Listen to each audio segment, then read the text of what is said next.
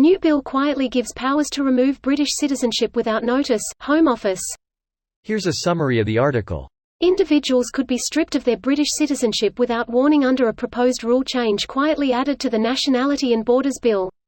Critics say removing citizenship, as in the case of Shamima Begum, who fled Britain as a schoolgirl to join Islamic State in Syria, is already a contentious power, and scrapping the requirement for notice would make the Home Secretary's powers even more draconian. Francis Weber, the vice-chair of the Institute of Race Relations, said, "This amendment sends the message that certain citizens, despite being born and brought up in the UK and having no other home, remain migrants in this country. Their citizenship, and therefore all their rights, are precarious and contingent." It builds on previous measures to strip British-born dual nationals of citizenship and to do it while they are abroad, measures used mainly against British Muslims.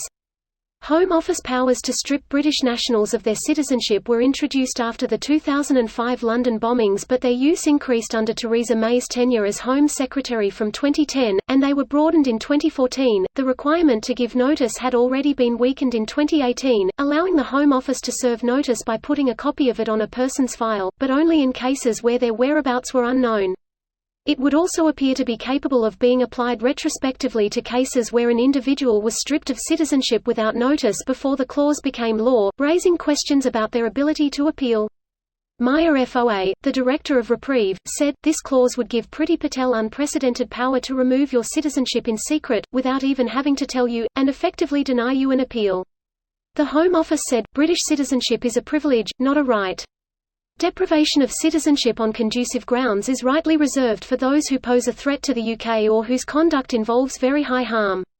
The Nationality and Borders Bill will amend the law so citizenship can be deprived where it is not practicable to give notice, for example if there is no way of communicating with the person.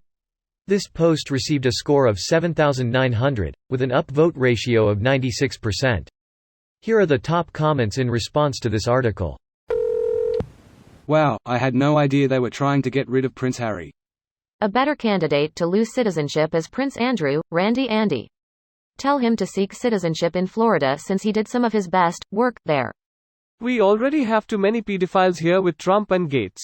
We don't need a royal British pedo here too. I still find it funny that a Home Secretary born to a Ugandan Indian family would work so hard to fuck over the other. Pull that ladder as soon as you get out of the crab bucket. Or like the Association of German National Jews who organize Jewish voters to back Hitler and other far-right movements in Germany, get thrown back down by the policies you demanded the government put in place. There were Jewish Nazis, till there wasn't. Stephen Miller and Ben Shapiro are still around. Right next to Candace Owens, the only black white supremacist I know of. No, there's Clayton Bigsby too. I howled at this. When he found out he was actually black, then left his wife because she married him. Greater than also appears to allow Home Office to act retrospectively. In some cases retrospective law is usually bad law. There seem to be other issues related to fairness and due process in this bill too. E.g., you could have your citizenship removed in secret without informing you and have no right to appeal. So retrospectively take their citizenship if you didn't like their votes? What a shitty bill. I agree. Stripping citizenship shouldn't be a thing governments can do. You can't just disavow your own nationals when they're inconvenient. States should not be permitted to create stateless people at all, nor strip citizenship from dual citizens without extensive due process.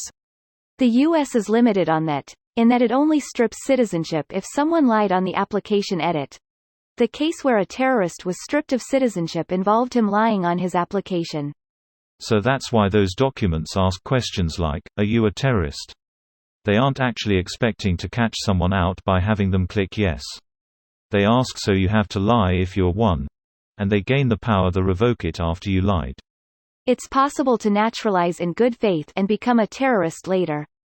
Indeed, we see cases in the Herman Cain Awards of people who are genuinely concerned who get brainwashed to be vaccines or poison. Edit. For example, Blue Clown. Pro-vax 1 year. Anti-vax the next. The issue with the guy was that he lied at the very beginning. When a similar bill was approved in Canada making essentially 2 tiers of citizens, we voted out the Conservative government in a landslide victory. If you want to punish those who commit horrible crimes, you jail them, you don't strip them of citizenship and try to blow it under the carpet. This video was automatically created by Reddit to speech. The article and comments in this video were selected from Reddit according to their upvotes, and any paraphrasing was performed by smmry.com, without any human intervention.